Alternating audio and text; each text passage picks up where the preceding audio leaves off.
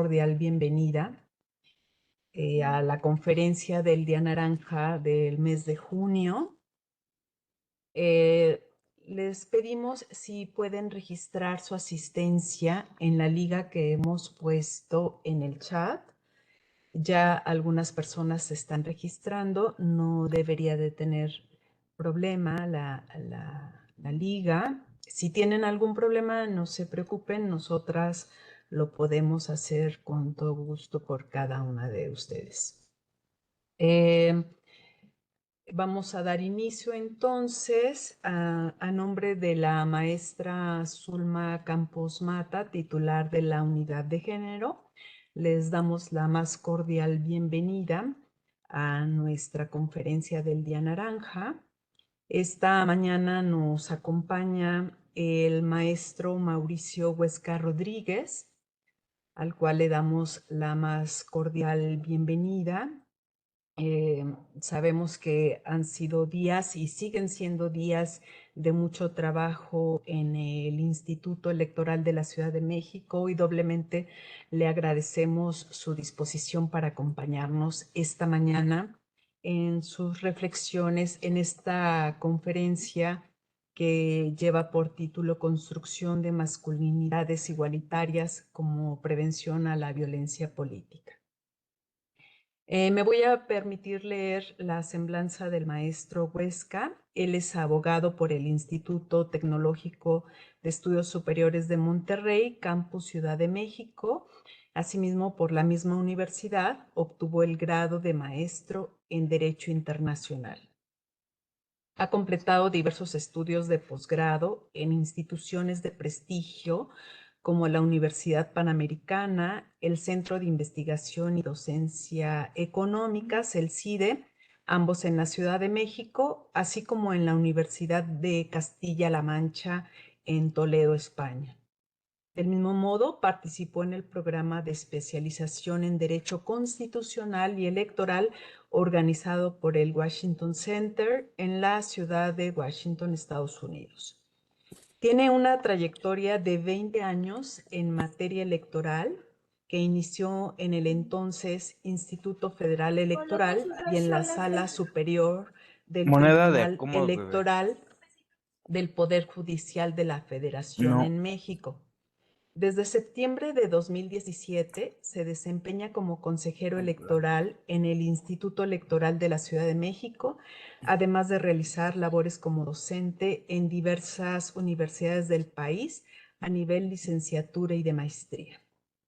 Ha realizado labores de observación electoral a nivel nacional e internacional, participando en misiones centradas en el análisis de la implementación de la perspectiva de género en sistemas electorales latinoamericanos, mecanismos de democracia directa y participación ciudadana y organización electoral. Asimismo, se desempeña como consultor y experto en materia de democracia directa y participación ciudadana, construcción de ciudadanía, perspectiva de género, así como trabajo con hombres y masculinidades. En la Ciudad de México se ha desarrollado como líder de opinión a través de diversos espacios en medios impresos y en una sección semanal en un programa de televisión pública en el canal oficial de la capital de México. Pues damos la más cordial bienvenida al maestro Huesca y dejo a usted la voz, maestro. Bienvenido. Pues muy buenos días, querida maestra Yolanda. Muchas gracias nuevamente por la invitación que me hicieran para participar en este foro, para poder platicar en torno a la visibilización de la violencia en contra de las mujeres. Desde luego, enviar un cordial saludo y agradecimiento nuevamente a la maestra Zulma Campos también, quien es la titular de la Unidad Técnica para Igualdad de Género del Senado de la República. Y bueno, de esta manera, pues a mí me gustaría que, pues visibilizando el tema de violencia de género, podríamos hablar en torno de la violencia política de género y vincularlo con las masculinidades como un mecanismo o una herramienta de manera preventiva para erradicarla. Si bien la violencia política de género hemos visto que ha avanzado pues como una forma de visibilizar, de reconocer este tipo de violencia que muchas veces se ocurre de manera simbólica, de manera, pues, digamos, muy normalizada y que no permite a veces advertir que se está en presencia de violencia de género. Lo cierto es que normalmente la violencia política de género pues ha sido analizada para como una forma pues, de sanción, una forma de prevención, pero lo que busco a través de esta construcción de masculinidades es un mecanismo de erradicación de fondo a partir de una herramienta pedagógica que permita una reconstrucción de lo que entendemos como masculinidad y a partir de esto pues poder justamente pues atacar de causa la raíz, la causa de la violencia política de género. Entonces, Ay, creo que por aquí la compañera María Cristina tiene abierto el micrófono. Ya lo cerró.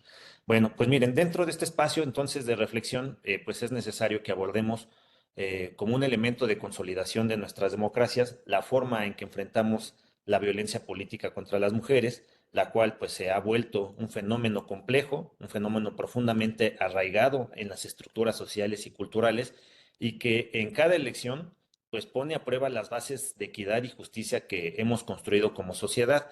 Cada proceso electoral, sin duda alguna, siempre ha generado nuevas formas y nuevos mecanismos en los cuales se violentan a las mujeres.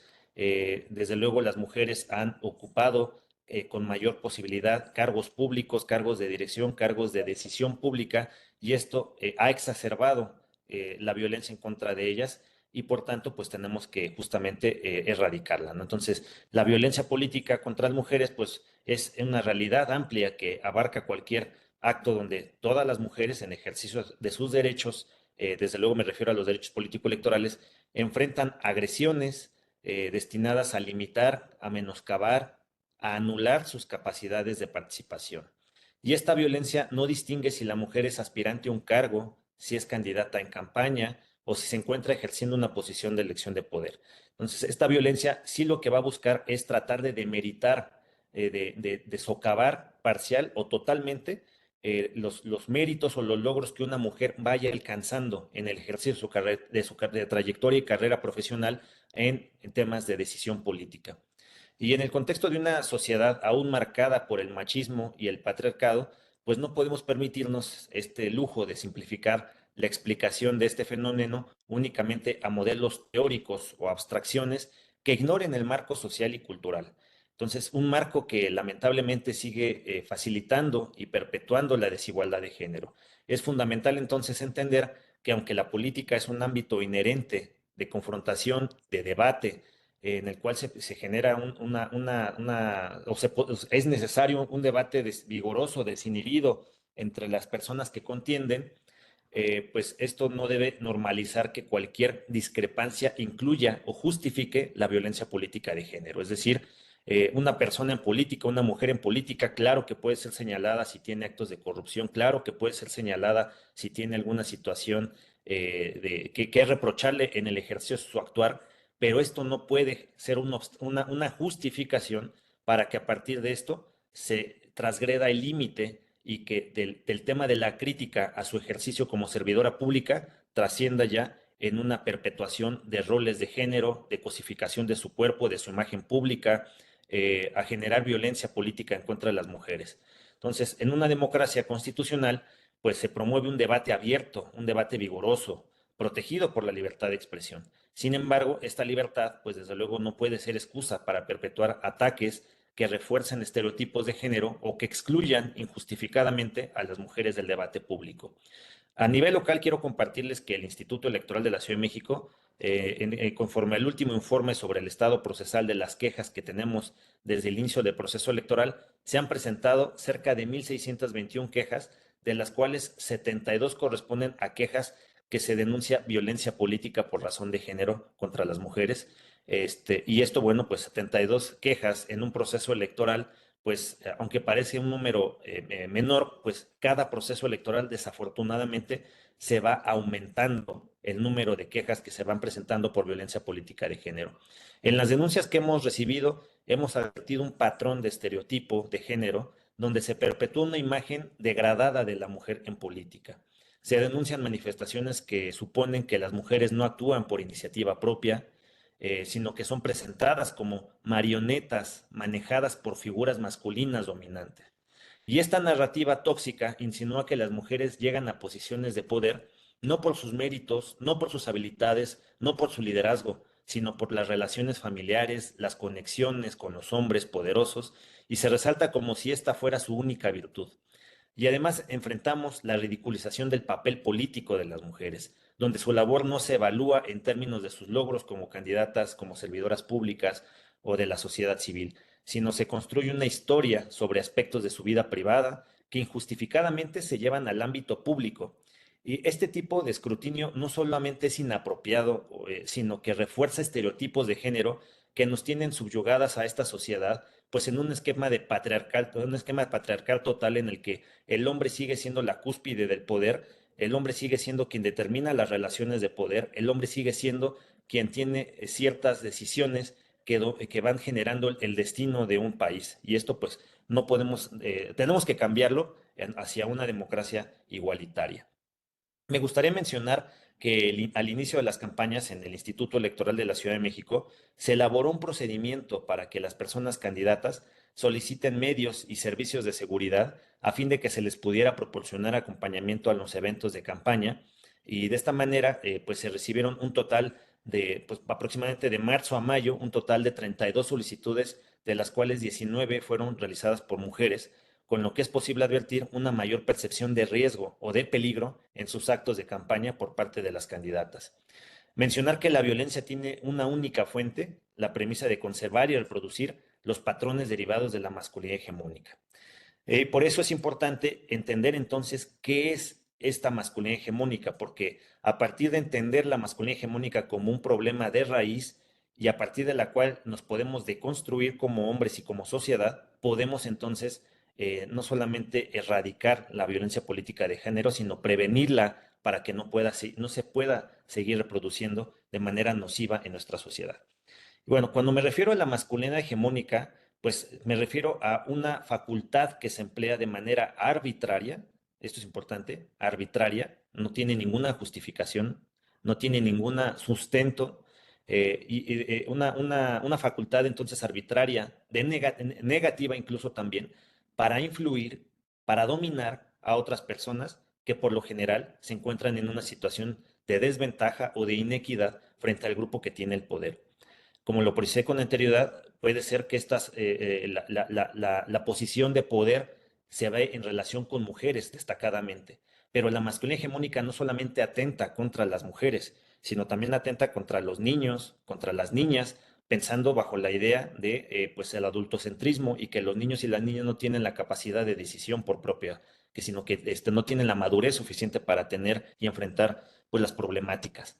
También la masculinidad hegemónica atenta en contra de las personas mayores. ¿Por qué? Porque ya no se encuentran en una posición de lo que implica la masculinidad hegemónica, estos principios, estos mandatos que lleva la masculinidad hegemónica pues, de percepción de que el hombre tiene que ser un hombre, un alfa, un macho alfa, lomo plateado, que tiene ciertas virtudes, y como las personas, digamos, que se encuentran en una etapa de adulta, pues adultez ya no pierden estas cualidades y por tanto la masculinidad hegemónica también atenta en contra de las personas adultas mayores, pero también atenta en contra de las personas con discapacidad. ¿Por qué? Porque también no encuadran las personas con discapacidad en lo que sería la normalidad de un régimen hegemónico de la masculinidad. Entonces, la masculinidad hegemónica va afectando no solamente a las mujeres, sino va afectando todos aquellos cuerpos que no embonan o no encuadran dentro de lo que tiene que ser esta masculinidad hegemónica. Entonces, esta masculinidad hegemónica va a ser una utilización del poder más que relacionarse con el sexo de las personas, y tiene que ver con una posición privilegiada que se tiene en la estructura social, posición que por lo general se ocupan por los hombres. Y el modelo de masculinidad hegemónica pues se va a fundamentar en el sistema de sexo-género, el cual utiliza al sexo como el sexo de una persona como un pretexto para determinar oportunidades, para determinar derechos a los que tendrá acceso uno u otro sexo. La diferencia sexual entonces va a imponer sin ningún sustento y basándose en la desigualdad y en la dominación los destinos y derechos para unos y para otros. Así, en el marco del sistema sexogenérico se establecen estereotipos o etiquetas que van a dictar las características para cada sexo y además se asignan roles, es decir, normas de comportamiento, actividades o tareas permitidas para hombres y permitidas para mujeres. Dentro de este modelo, los hombres jóvenes, pues todavía se les sigue desafortunadamente educando para que tomen decisiones y den órdenes. Es decir, se les sigue educando a los jóvenes para ejercer el poder de manera negativa. Y el ejercicio de poder en forma negativa no hace sino reciclar, reproducir las condiciones de inequidad, las condiciones de discriminación, de opresión, de exclusión en los que viven amplios sectores de nuestra población, no solamente las mujeres, sino personas migrantes, personas con discapacidad, personas de la diversidad sexual y de género, personas afrodescendientes, personas indígenas, cualquier otro grupo poblacional que no encuadra dentro de estos mandatos que impone la masculinidad hegemónica. Y en este punto me gustaría entonces detenerme para explicar algunos conceptos claves adicionales a la masculinidad hegemónica y que determinan la forma en que se relacionan socialmente los cuerpos de hombres y mujeres. Y me refiero concretamente a dos grandes efectos perniciosos que trae colaterales la masculinidad hegemónica, que son el machismo y la misoginia.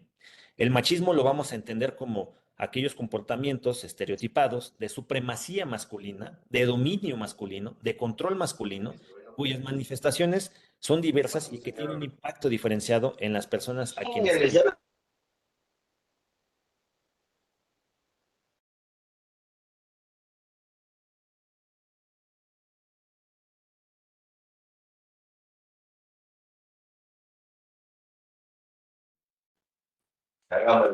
Maestro, si puede abrir su micrófono, por favor. Ya, César, ándale. Muchas gracias. Sí, perfecto, muchas gracias. Sí, les comentaba entonces que uno de estos dos efectos perniciosos de la masculinidad hegemónica tiene que ver con el machismo, lo cual pues, lo vamos a entender como un comportamiento estereotipado de supremacía masculina, de dominio masculino y de control masculino, en cuyas manifestaciones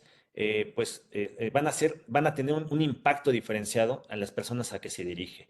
Estas manifestaciones de supremacía masculina o de dominio, de control de los hombres sobre las mujeres, pueden ser manifestaciones sutiles como sugerir a las mujeres qué comer, cómo vestirse, pero pueden llegar a extremos también como forzar a otras personas a realizar conductas no deseadas, justificadas siempre a partir de una forma de agresión. Por otra parte, la misoginia, a diferencia del machismo, se va a referir a creencias, a expresiones emocionales, a expresiones psicológicas e ideológicas de odio hacia las mujeres y de odio hacia todo lo femenino.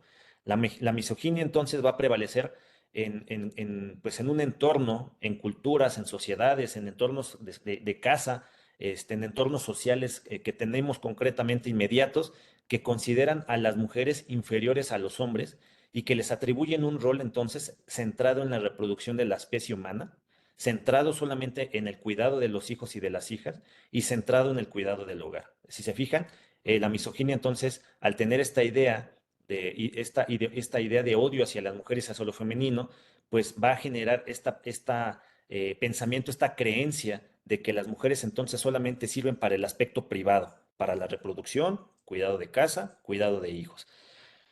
Y por ello, pues se redunda en una práctica de ejercicio de poder por parte de hombres que resultan en subordinación, en sometimiento, en violencia e incluso en crímenes de odio en contra de las mujeres. Entonces, teniendo un marco conceptual en torno al género, al machismo, a la misoginia y al poder, ahora lo que nos toca que es que profundicemos en nuestro modelo de análisis de la masculinidad y para ello utilizaré el modelo que Roald Connell propone, en el cual sitúa la masculinidad hegemónica como la punta en un modelo jerárquico. Si quisiéramos ver la estructura social, cómo se divide, cómo se asignan las tareas, cómo se divide el poder, la masculinidad hegemónica va a estar en la cúspide de la pirámide, dentro de un modelo jerárquicamente superior, en el cual al hombre se le va a constituir como un ideal masculino, un ideal de masculinidad Se le compró el hegemónica. proceso legislativo, ¿no? Si me ayuda nuevamente Verónica Pérez, por Solo favor, eso, pues, usted. a apagar su micrófono. Muchas gracias. Entonces, bueno, este ideal masculino, pues bueno, lo va a generar en este modelo de la masculinidad que propone Robert Connell. Pero ¿por qué se sigue reproduciendo patrones de la masculinidad hegemónica si hace tanto daño y genera tantas asimetrías sociales? Bueno, porque el contexto en el que la sociedad entiende y ha fomentado la masculinidad, siempre es representada como algo atractivo la masculinidad, como algo deseable, como algo en que los hombres tenemos que alcanzar y como naturalmente deberíamos de comportarnos. Entonces, el tema de la masculinidad se ha conceptualizado social y antropológicamente como algo aspiracionalmente deseable para todos los hombres, en el cual se lo vemos reproducido todos los días en diversos comerciales de propaganda de diferentes productos como relojes, perfumes, de autos, en los cuales se sitúa a un hombre con ciertas características, con ciertos atributos de liderazgo, siempre acompañado de mujeres, rodeado de mujeres, con complexión, fornida, siempre con un aire de atrevimiento. Entonces, este es el gran aspiracional del modelo de masculinidad hegemónica que se sigue reproduciendo y se sigue vendiendo en nuestra sociedad. Y esto es parte de los principales problemas que nos enfrentamos al hablar de masculinidad. Asumimos que la masculinidad, como nos las han vendido socialmente a lo largo de toda nuestra trayectoria de vida a los hombres y mujeres por igual, asumimos que lo masculino está intrínsecamente vinculado al género, es decir, que lo masculino está relacionado a, al momento de nacer cuando se nos asigna el género. Alguien creo que tiene otra vez prendido el micrófono, si me pueden ayudar a apagarlo. Voy a poner. Desli, si me ayudan. Muchas gracias. Bueno, entonces les comentaba que este tema de la masculinidad hegemónica, pues bueno, se ha pensado y se sigue vendiendo esta idea de que la masculinidad entonces es algo que está arraigado al género y que se nos asigna al nacer. Entonces se ha asignado que lo masculino es algo natural, es algo nato, es algo biológico incluso, y que dado que es algo biológico, es algo que no se puede cambiar socialmente. Y bueno, aquí es importante para nuestro análisis de masculinidad entender que la masculinidad no es algo biológico. La masculinidad no es algo que se da al momento del nacer, no es algo que se construya biológicamente. Entonces hay que trabajar en la desbiologización de la masculinidad. Y para construir con claridad nuestro análisis es importante entender que nos referimos, o a qué nos referimos con el tema de género. Y es que cuando nos referimos a género, nos referimos a esta categoría que analiza cómo se definen las diferencias sexuales en una determinada sociedad y va a aludir a las formas históricas y socialmente culturales en que las mujeres y los hombres hemos construido nuestra identidad, hemos interactuado y nos hemos organizado en nuestra sociedad para tener participación en la misma. Y entonces el género es un elemento constitutivo de las relaciones sociales que se va a basar en las diferencias que distinguen los sexos. Y es una forma primaria entonces el género de las relaciones de poder. Entonces, la masculinidad, al emanar de la categoría de género, entonces también tenemos que tener en cuenta que la masculinidad es una construcción social. Una construcción social que va a referirnos valores culturalmente aceptados de las prácticas y de representación de lo que es ser hombre. Y en esa medida, entonces, la masculinidad no es algo biológico, sino que es ante todo un conjunto de hábitos, un conjunto de tradiciones, un conjunto de creencias que históricamente y estructuralmente se nos han asignado con el género de hombre. Pero estos elementos estructurales sobre el qué es ser hombre se incorporan a través de la socialización, es decir, a través de la forma en que nos relacionamos con otras personas. Es decir, la masculinidad se va a construir en relación con otros varones y con nuestras expectativas y nuestras experiencias conjuntas con los hombres. Entonces, si partimos de la idea de que la masculinidad no es algo biológico, entonces entendamos que tenemos que, como primer paso, desbiologizar la masculinidad, lo cual nos lleva a entender que la masculinidad no es sinónimo de hombre, entonces. Y esto es muy importante que lo tengamos. Creo que otra vez alguien tiene prendido el micrófono, si me ayudan. Muchas gracias.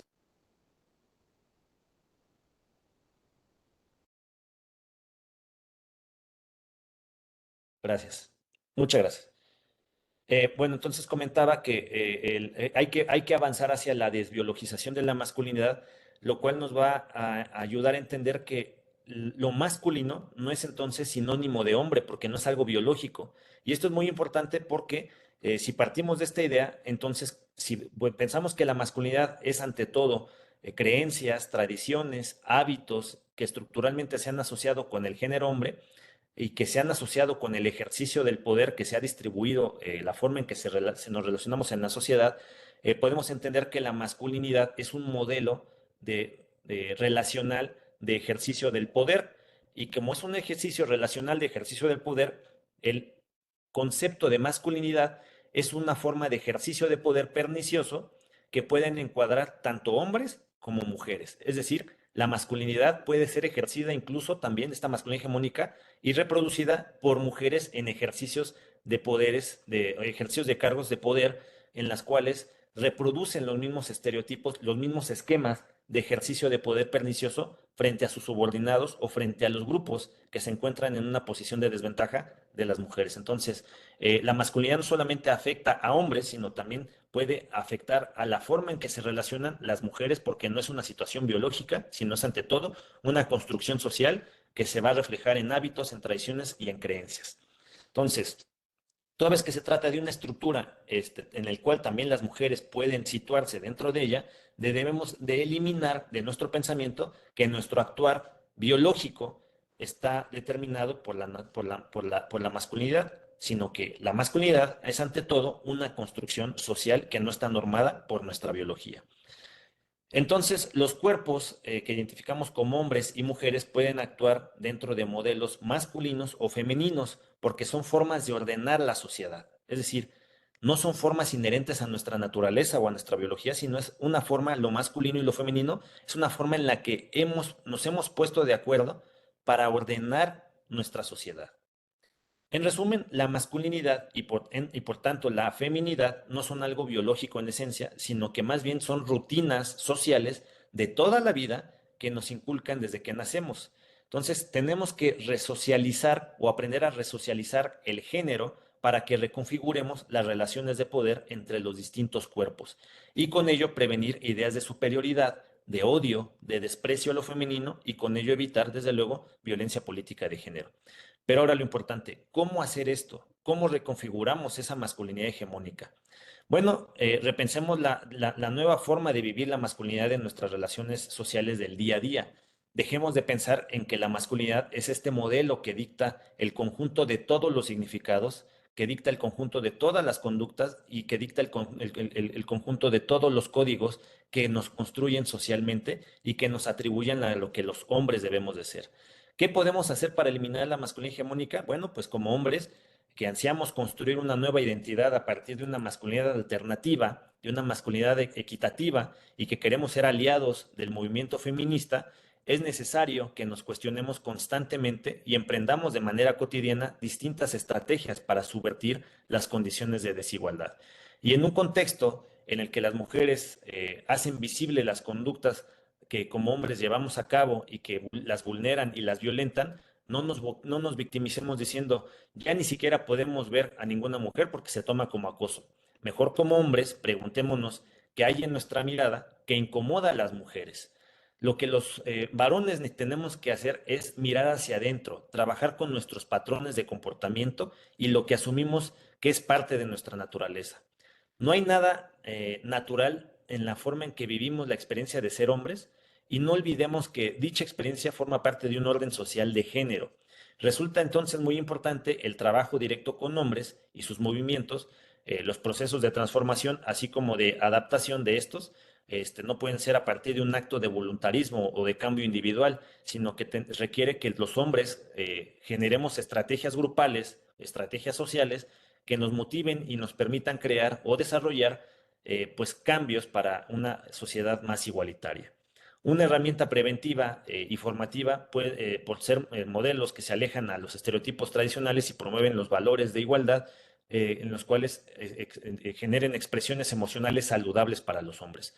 Al promover estas masculinidades nuevas, que valoren pues, el respeto mutuo, que reduzcan la percepción de las mujeres como merecedoras de un estatus secundario en la política, y esto puede ayudar a disminuir los actos de violencia que surgen de intentos de mantener estructuras de poder desiguales. Debemos plantearnos la implementación de educación y de sensibilización sobre nuevas masculinidades, la cual puede incluirse en programas de formación para líderes políticos, en programas de formación para líderes activistas, para la ciudadanía en general, enseñando sobre todo los efectos nocivos de la violencia de género y la importancia de la participación equitativa en todos los niveles de toma de decisión. Entonces, al formar modelos de masculinidad que rechazan la agresión y la dominación como formas de ejercicio de poder, pues promovemos una política más colaborativa, menos confrontativa, y esto es esencial en espacios políticos donde las mujeres a menudo enfrentan hostilidades y agresiones que buscan excluirles o minimizarles su influencia. Y estos nuevos modelos que promueven la empatía y la cooperación, además del cuidado de las relaciones interpersonales, en un contexto político puede crear incluso ambientes más seguros para las mujeres y otros grupos vulnerables que pues han generado pues ambientes violentos y conflictivos para otros grupos en situación de vulnerabilidad. Además, puede generar también modelos a seguir, ya que la visibilidad de hombres en roles políticos que abiertamente apoyan y practican principios de igualdad y respeto pueden servir como un incentivo a otros hombres, demostrando que el poder y el éxito no necesitan ser afirmados a través de la violencia o de la supresión de de otras personas o de otros grupos o de la opresión o de la discriminación. E incluso puede ser más propensos a apoyar leyes y políticas públicas que prevengan y sancionen la violencia política de género.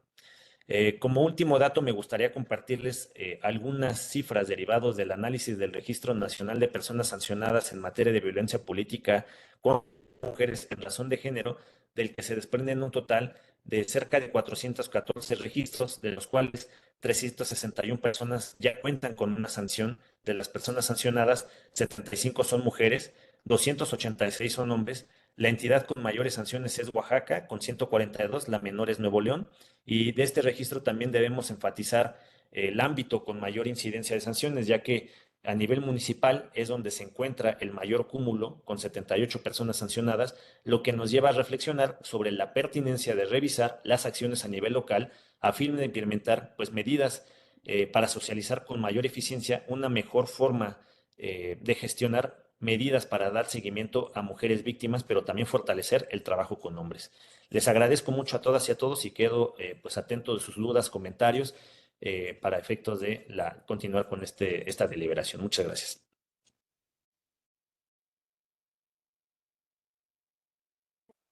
Muchas gracias, maestro.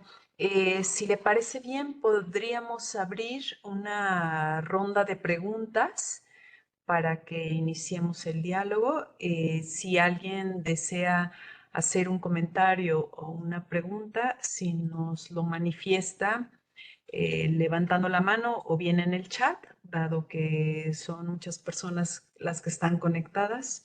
La maestra Rosalinda Ramírez ha levantado la mano. Por favor, se abre su micrófono. Muchas gracias. Pues, doctor, es que su ponencia es de lo más clara y precisa. Y a mí me gustaría como empezar a ver, menciona el tema de los privilegios. ¿Cómo es que ustedes como hombres pueden empezar a cuestionarse esos privilegios? Porque de repente pareciera esta frase, ¿no? Desde el privilegio pues no se nota la desigualdad. Gracias.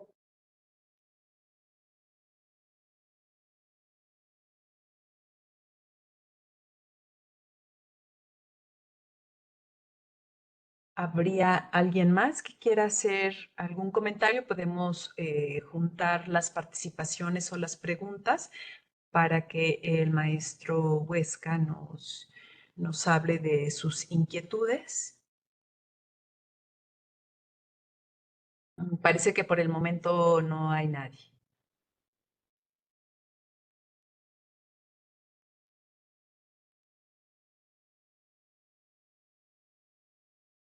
En el chat hay una pregunta que dice, ¿podría reiterar el impacto que el machismo tiene sobre el hecho de que los menores de edad no puedan tomar sus propias decisiones, por favor?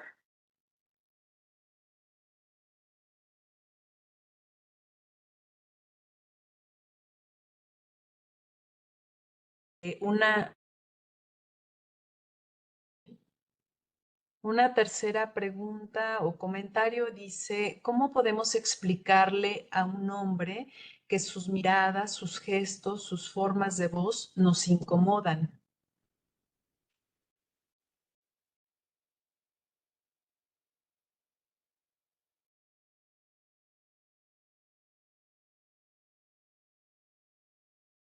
Puede abrir su micrófono, maestro. Perfecto, muchas gracias, maestra Yolanda. Bueno, pues primero agradecer mucho las preguntas que nos han formulado. Empezaré en el orden que me fueron solicitadas. Primero, el tema de los privilegios, cómo identificar los privilegios como hombres. Miren, el primer tema de los hombres es que naturalmente nosotros no hemos atravesado las violencias, las discriminaciones y las opresiones que las mujeres viven día a día desde que empiezan a relacionarse socialmente en su familia, en su entorno escolar, en su entorno laboral, en las calles. No sufrimos no vivimos estas discriminaciones y por tanto eso de suyo ya genera una situación de privilegio para los hombres. Voy a poner un par de ejemplos para poder visibilizar qué tipo de privilegios tenemos los hombres y que difícilmente los visibilizamos como tal. Miren, seguramente les ha tocado en una reunión familiar, a los hombres sobre todo, desde luego, o en una reunión de trabajo, en las cuales se enfrenta una problemática o un comentario que realiza una mujer. Y este comentario a lo mejor es una solución, como un comentario, como una opinión que da solución a un conflicto en una mesa de trabajo, en una discusión de familia. Y cuando una mujer hace ese comentario, como que de alguna manera hay un pacto en el que todos los hombres que estén rodeados en esa mesa, pues incluso también las mujeres que desafortunadamente caemos toda la sociedad en esta reproducción de masculinidad hegemónica, porque no es una situación, digamos, que se haga dolosamente, sino que es una situación que crecimos estructuralmente y que nos va generando estos hábitos y creencias que no las podemos visibilizar. Entonces, desafortunadamente los comentarios de las mujeres muchas veces pasan por desapercibidos, pero si ese comentario mismo lo hace un hombre inmediatamente después y no le da la autoría a la mujer, es decir, si la mujer dice, oye, yo creo que la solución para este conflicto es y nadie lo toma en consideración, pero el hombre hace ese mismo comentario, y yo creo que en otras palabras, pero hace esa misma solución o ese mismo planteamiento, entonces toda la mesa empieza a reflexionar en torno al comentario y a reaccionar en torno al comentario del hombre, es decir, claro, tú tienes razón por lo que acabas de decir, y de esta manera invisibilizan el comentario previo que ha dado una mujer. Esta es una de las situaciones de privilegio que ponen, es decir, el hecho de que las mujeres no son tomadas en consideración en los ambientes laborales o familiares cuando dan su opinión, pero cuando esa opinión, en el mismo sentido, con otras palabras, las da un hombre, sí son tomadas en consideración. Ese es un tema de un privilegio que los hombres tenemos y que difícilmente se advierte en ese sentido. Otro privilegio es tan simple como en el día a día, cuando nosotros los hombres salimos a la calle a trabajar, lo único que nos preocupa es, bueno, pues ver si está lloviendo, si no está lloviendo, pues nos ponemos algo con lo que nos quede cómodo y salimos a trabajar sin ningún problema. Las mujeres no, las mujeres cuando se están frente al espejo para ver qué se van a poner el día a día, hacen otras reflexiones que también desde el privilegio de hombre no alcanzamos a advertir. ¿Cuáles son estas reflexiones? Primero, voy a pasar en un espacio, un callejón oscuro, en el cual me siento insegura, un callejón empedrado quizá, en el cual me siento insegura. Voy a pasar frente a un grupo de personas que están en alguna situación, siempre reunidas hombres, y que me hacen señalamientos sobre mi forma de vestir o aspectos de mi cuerpo, lo cual me hace sentir insegura. Entonces las mujeres cuando salen a una fiesta, cuando salen a una reunión, cuando salen a trabajar, no solamente valoran qué me pongo para verme bien, sino valoran qué me pongo que me haga sentir segura, que no me haga sentir atacada por los hombres. Y es una situación desafortunada porque no tendrían por qué hacer esa valoración las mujeres. Y ese es otro tema también que desde el privilegio de hombres no nos damos cuenta al momento en de que diseñamos tantas cosas, ¿no? Desde la forma en que asignamos los cajones de estacionamiento en los trabajos, que queden lejos para las mujeres, etcétera. Es decir, hay muchas situaciones de circunstancias del día a día que van mostrando los privilegios que tenemos como hombres y que no los advertimos porque nunca nos hemos encontrado en una situación de esta naturaleza para valorarla.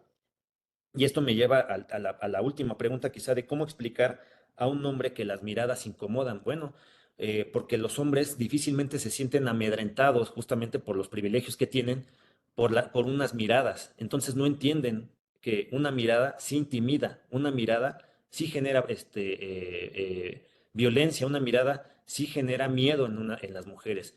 Quizá lo más cercano a que un hombre se pueda sentir intimidado es que pues un hombre pase por un callejón, digamos, en el cual sea un callejón que tradicionalmente está asociado con asaltos, con personas que delinquen y que esta persona tiene que forzosamente pasar por ese callejón de la mano de su hijo, quizá, o de su hija y que al momento de atravesar ese callejón y que empieza a ver que personas que a la mitad del callejón se paran, que están sentadas y los empiezan a perseguir, y esta persona, este hombre empieza a sentir el miedo de ¿qué me van a hacer? Vengo con un menor o con una menor. Es lo más cercano a lo que siente una mujer cuando se siente intimidada por un hombre, por su mirada, por sus palabras, en un ambiente laboral, en un ambiente familiar, en un ambiente social.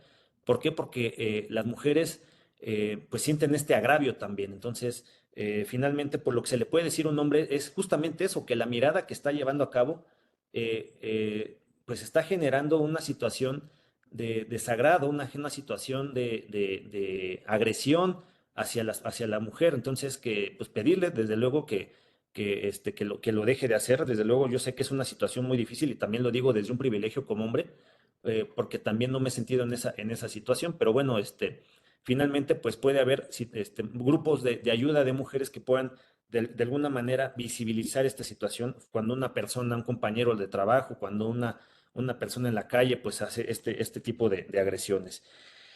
Y la última pregunta que tengo es que si puedo desarrollar un poco el tema del machismo, cómo afecta el machismo a las personas, a las niñas, niños y adolescentes. Bueno, miren, el tema del machismo y de la misoginia y bueno, en términos generales, la masculinidad hegemónica parte de un principio, de un mandato, y de estos mandatos son de que los hombres, o de ciertos mandatos, ¿no?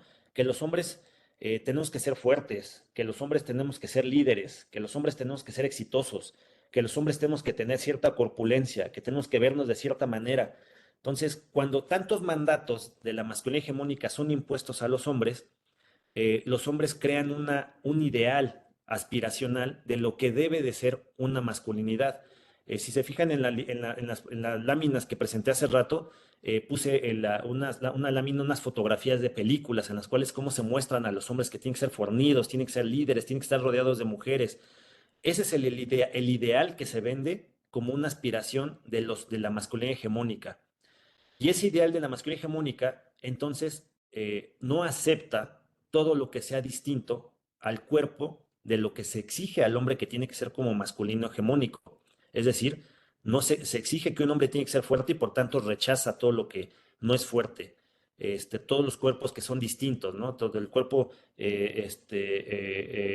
flaco, el cuerpo gordito, el cuerpo con discapacidad, el cuerpo de un niño, el cuerpo de una persona mayor. ¿Por qué? Porque ya no encuadran en este esquema de una masculinidad hegemónica. Y por tanto, como la masculinidad hegemónica es un ejercicio de poder, pues de esa medida, todo lo que no embone, ni físicamente, o sea, desde lo físico hasta lo aceptado como tiene que ser la masculinidad, entonces rechazan todo esto y limitan, minusvalían todo lo que no encuadra dentro de esta masculinidad. Digamos que no es una casualidad que la sociedad actualmente reconozca grupos de atención prioritaria y que reconozca justamente personas que por su condición física, social, cultural, religioso, no son aceptados por la sociedad y los discriminan y los oprimen y que ahora los volteamos a ver para decir tenemos que hacerlo más igualitario. No es algo casual. Esto surgió justamente desde el hecho de que quien ejerce el poder han sido hombres. Cuando me refiero a hombres, principalmente han sido hombres blancos, eurocéntricos, que han definido cómo tienen que ser las reglas de comportamiento y cómo tiene que ser la regla de las reglas del poder en una sociedad. Y entonces cuando el hombre, desde esta visión eurocentrista, blanco, ha definido qué tiene que ser un hombre exitoso, rechaza en automático todo lo que es contrario a él. Y no solamente lo rechaza, sino lo oprime, lo discrimina y lo vulnera. Y de ahí que, pues bueno, todos los grupos de atención prioritaria, empezando por los niños, niños y adolescentes, por su grupo etario en el que se encuentran, pues no están susceptibles o no son personas susceptibles a ser o sea, apreciadas con un valor porque finalmente todavía no son personas que están dentro de esta masculinidad hegemónica, a menos de que sean personas que dentro de esta adolescencia o dentro de esta, pues sí, ya de una edad joven, empiezan a formarse dentro de estos valores que reproduce la masculinidad hegemónica, es decir, personas que son atletas, que son exitosos, que son líderes y que empiezan a reproducir estos esquemas también de masculinidad hegemónica.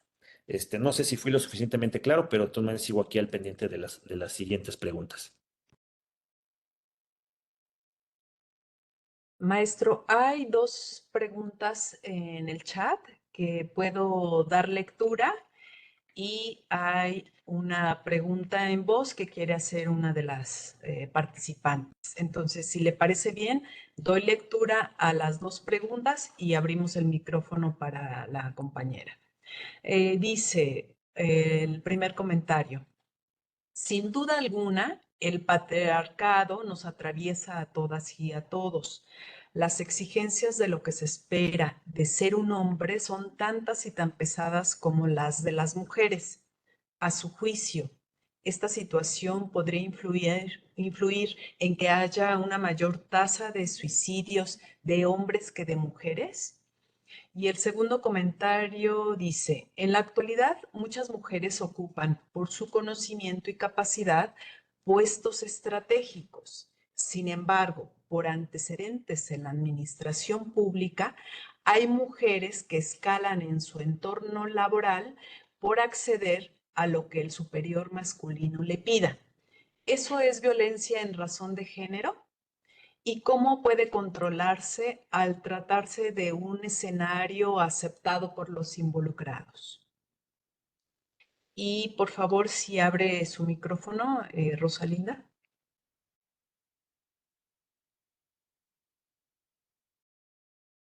Muchas gracias. Doctor, es que yo sigo pensando en todo lo que usted nos transmitió el día de hoy y pienso, si yo fuera hombre y escucho que estoy en una situación de privilegio, ¿cómo puedo yo empezar a desarrollar acciones, comportamientos que me lleven a esa igualdad que me están sugiriendo? Muchas gracias.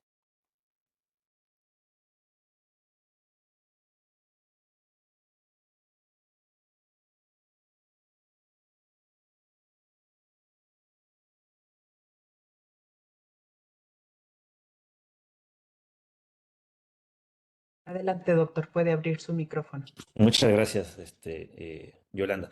Bueno, sí, primero, ¿qué acciones podemos llevar a cabo para poder revertir esto? Mira, bueno, quizá vale la pena un poco también advertir el tema de los efectos perniciosos que...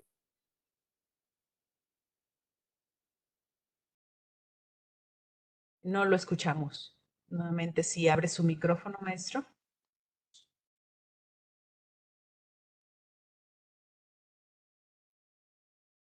Listo, ya, perdón, muchas gracias. Sí, bueno, les comentaba que creo que una de las situaciones que tenemos que empezar a visibilizar para contestar estas preguntas es el tema de los efectos perniciosos que tiene la masculinidad hegemónica. Y es que cuando hablamos de masculinidad hegemónica, pues hablamos de ciertos mandatos que les comentaba que nos han impuesto a quienes ejercen o quienes hemos sido educados bajo el texto, el mandato de la ley masculinidad hegemónica, que prácticamente ha sido toda la población a lo largo de nuestra historia. Y estos mandatos son, pues primero, la restricción emocional, ¿no? Es decir, consiste en que los hombres no podemos hablar acerca de nuestros propios sentimientos y especialmente con otros hombres, ¿no? Se nos ha impuesto también la obsesión por los logros y con el éxito, lo cual se refiere a una socialización masculina, de forma que los hombres aprendemos a relacionarnos con otros hombres y con otras personas, lo cual siempre se apoya en el mito del ganador, y esto implica estar en un permanente estado de alerta, un permanente estado de competencia, ejerciendo un autocontrol represivo que regula la exteriorización del dolor, regula la exteriorización de la tristeza, del placer y del temor, es decir, de todos aquellos sentimientos que generalmente están asociados con la debilidad. La masculinidad hegemónica también ha impuesto que los hombres tienen que ser fuertes, que es decir, que se les permita que un hombre tenga que ser confiable durante un momento de crisis. Pero esto que un hombre sea confiable en un momento de crisis limita al propio hombre a demostrar sus sentimientos en torno a un problema, en torno a un conflicto. Y esto hace referencia a los hombres que siempre tienen que ser los más fuertes, sobre todo más fuertes que las mujeres, y pues por tanto no pueden demostrar debilidad y deben ser siempre firmes en sus decisiones.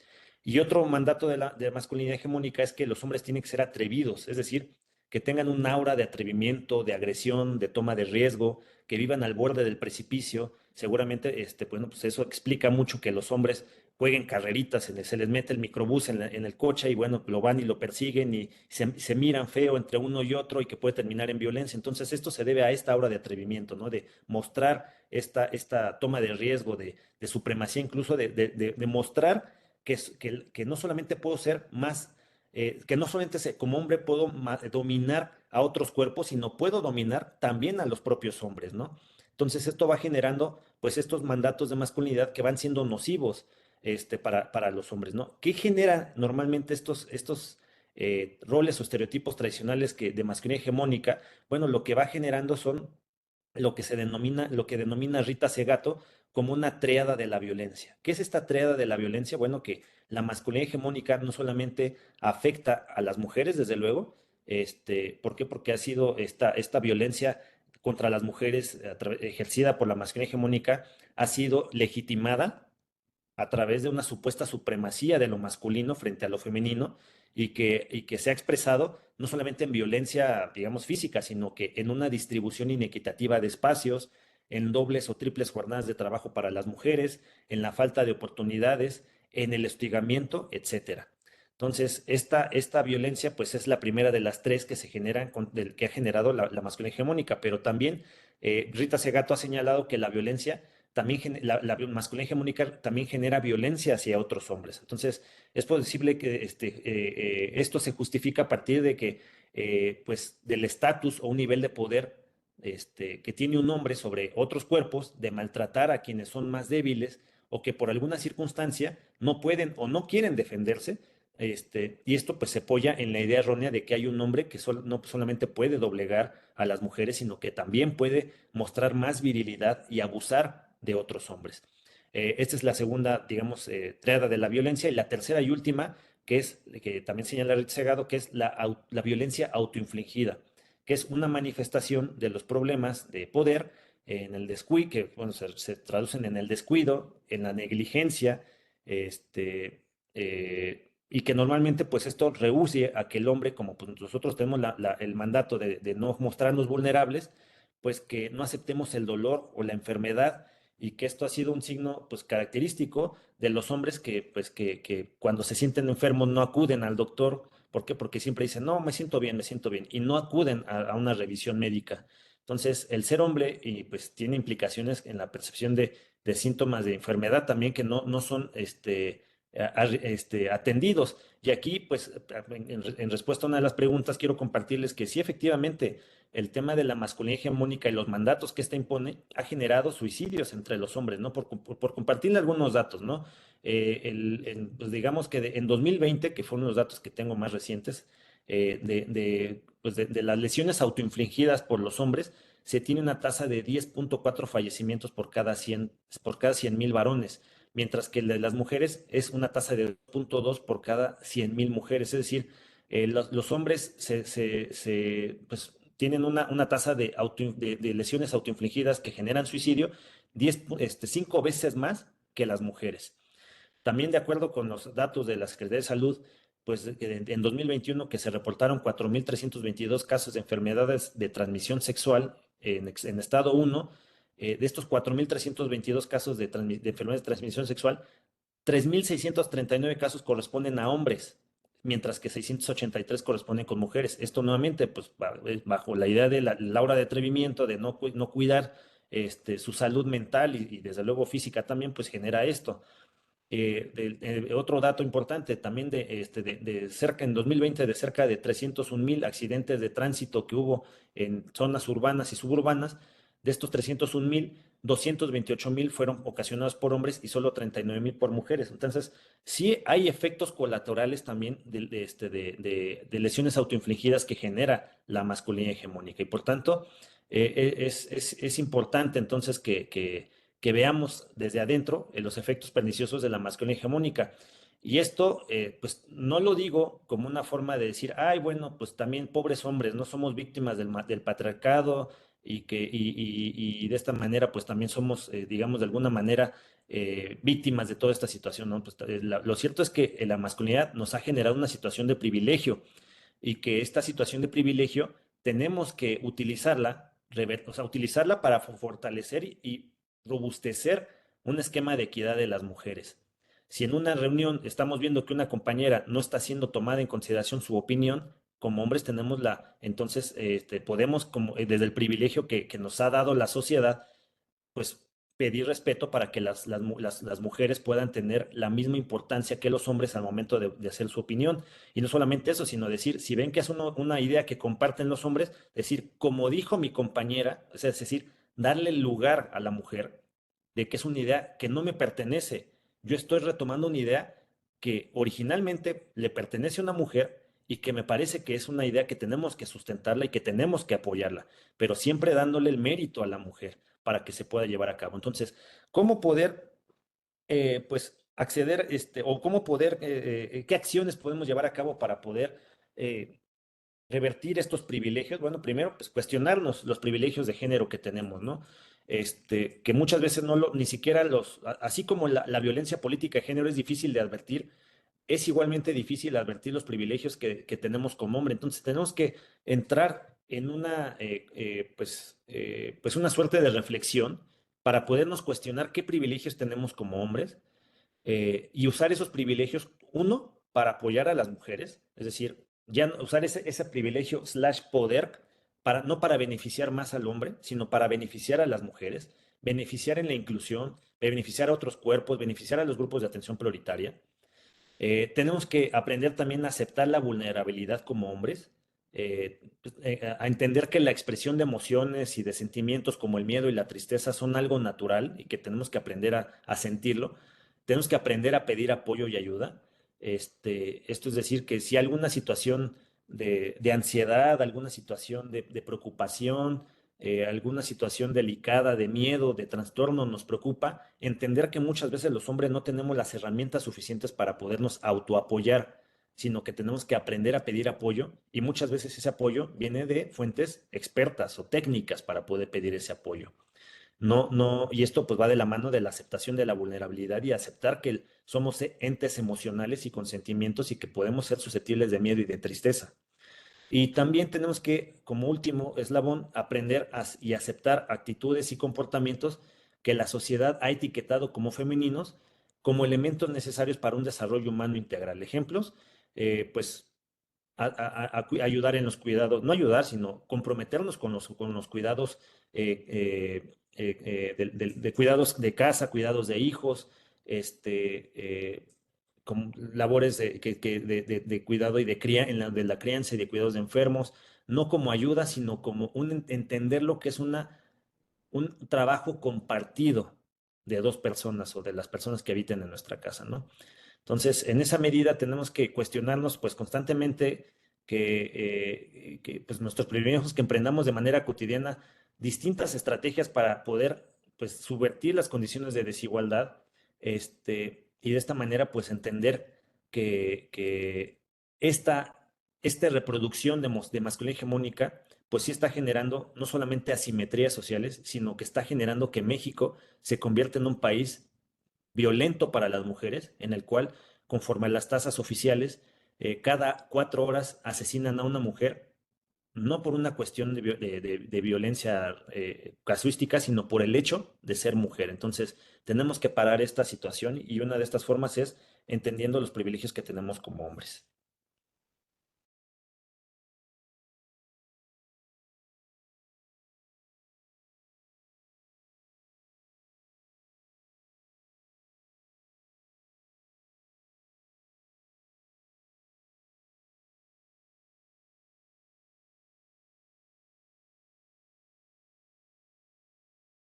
Doctor, quisiéramos agradecer enormemente esta ponencia magistral que usted nos ha dado hoy y que no solamente nos da cuenta de cómo se construyen las masculinidades, sino cómo todo ello tiene un efecto en la desigualdad que puede estar pues profundizándose, ¿no? Recuerdo una frase de Amartya Sen, nuestro premio Nobel de Economía, que nos dice que, pues bueno, parafraseando, que toda desigualdad contra las mujeres tiene un efecto perverso hacia los hombres, los niños y por tanto hacia toda la sociedad.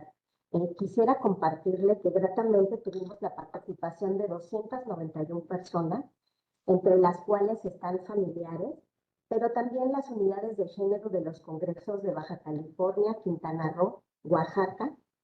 Por parte del Senado tuvimos la participación del área de tesorería, de contabilidad, Contraloría Interna, la Unidad Técnica para la Igualdad de Género, el Centro de Capacitación y Formación Permanente, el Archivo Histórico, el Centro de Investigación Gilberto Bosques y el área de protección civil. También contamos con representantes de los congresos de Quintana Roo, Puebla y por supuesto en la Cámara de Diputados. Nos acompañaron integrantes de la Secretaría de Infraestructura, Comunicaciones y Transportes y Correo de México.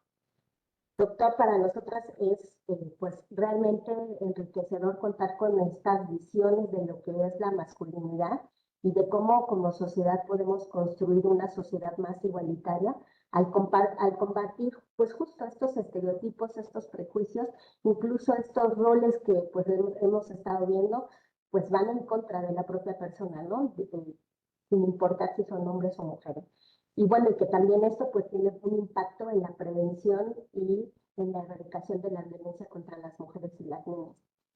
Cedo la palabra a mi compañera Yolanda. Muchísimas gracias.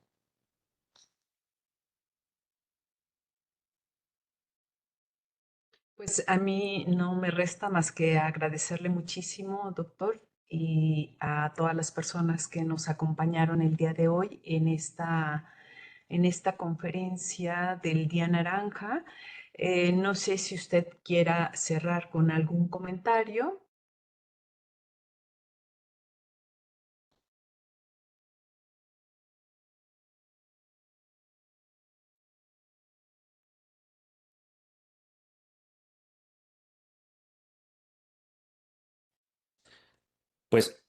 Finalmente, pues solo agradecer, Yolanda, por la participación. La verdad es que es un tema que creo que tenemos como hombres. Las mujeres ya hicieron su trabajo con los movimientos feministas.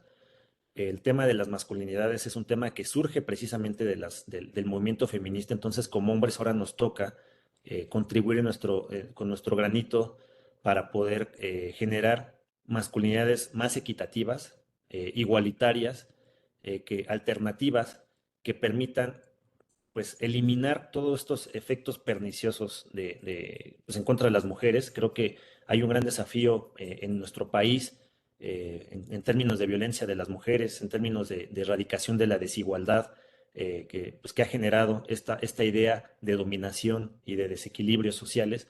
Y requiere que todos los hombres seamos resocializados, que aprendamos a relacionarnos con otros hombres de formas distintas, a tratar a las mujeres y a otros cuerpos que no entran en esta masculinidad hegemónica como iguales, tanto en su calidad de individuos como en el reconocimiento de ciudadanía. Y para cerrar, pues solamente me gustaría señalar e invitar a todas las personas que sigan pues buscándose herramientas de masculinidades. Hay muchos autores y autoras que han hecho en este sentido. Hay talleres conjuntos para hombres, hay retiros incluso para hombres en términos de masculinidades pues eso ha funcionado muy bien para poder resocializarnos como hombres, que principalmente es un trabajo de hombres y para hombres poder entender estas problemáticas. Y pues agradecer de verdad la posibilidad de encontrarme nuevamente en esta participación aquí en el Senado de la República. Muchísimas gracias, maestro. Nuevamente, a nombre de la maestra Zulma Campos Mata, titular de la Unidad de Género, le agradecemos profundamente su participación, sus reflexiones y también a todas las personas que nos acompañaron el día de hoy, pues su asistencia muy, muy puntual como siempre. Muchas gracias. Muchas gracias. Hasta muy pronto.